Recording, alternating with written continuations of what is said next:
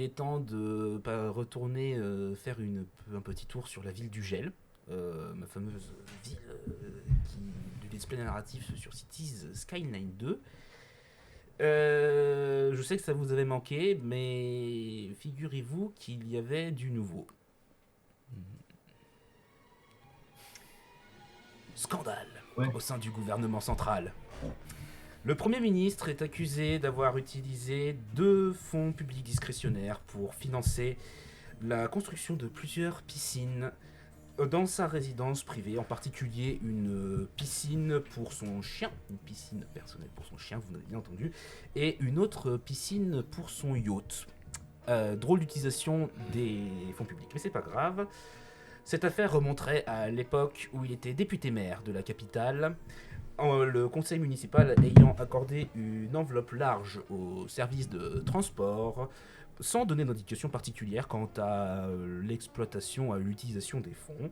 Le maire en aurait donc profité pour détourner discrètement une partie de ces fonds à l'aide d'un montage financier complexe qui ont permis de construire les premières piscines. Les piscines suivantes, ont été construites à partir d'un mécanisme peu connu du grand public qui s'appelle la réserve parlementaire. Celle-ci est utilisée de manière discrétionnaire également, et le maire en a profité également pour construire les autres piscines dont nous avons parlé.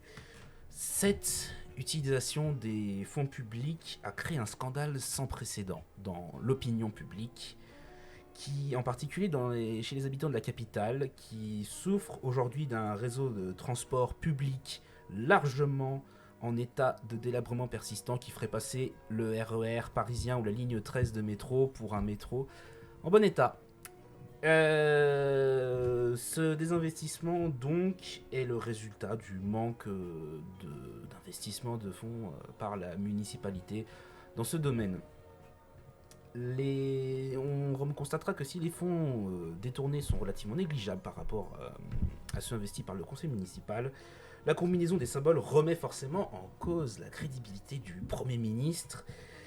Désormais, il semble que l'un des partenaires de coalition du gouvernement ne souhaite la quitter, alors que les incidents de débordement dans les usines avaient déjà fragilisé la coalition. Je vous rappelle que des usines d'eau usée avaient débordé régulièrement, notamment dans la ville du Gel.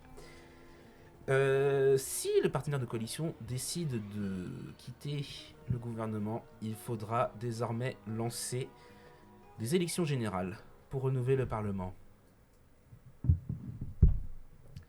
Mais alors, qui pour succéder au Premier ministre ? Ah, c'est la question qu'on se pose tous. Les différents partis sont à la recherche de leur poulain pour diriger le pays. On pense évidemment aux différents partis de gauche, aux partis de droite, aux partis centristes. Mais il est possible que pour atténuer les différents clivages, certains partis décident de faire coalition autour d'un Premier ministre sans étiquette. Alors, vous allez me dire, qui choisir ?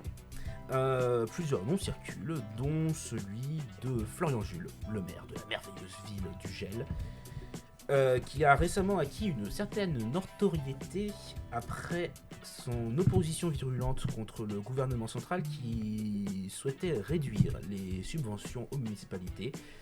Un choix qu'il avait qualifié de catastrophe tant pour le développement général et économique des villes que pour l'extension de la lutte contre le réchauffement climatique, qui est un problème qui affecte évidemment énormément les municipalités.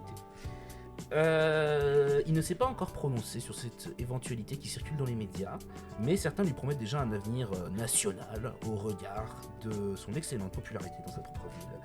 Il accepterait l'appel de certains partis et il pourrait alors profiter d'une propulsion inédite pour sa carrière politique. Mais son entourage aime bien nous rappeler que Florian Jules n'est pas un politicien comme les autres et qu'il n'est pas là que pour servir, pas pour accumuler le pouvoir. Bref, affaire à suivre et on reverra ça la semaine prochaine.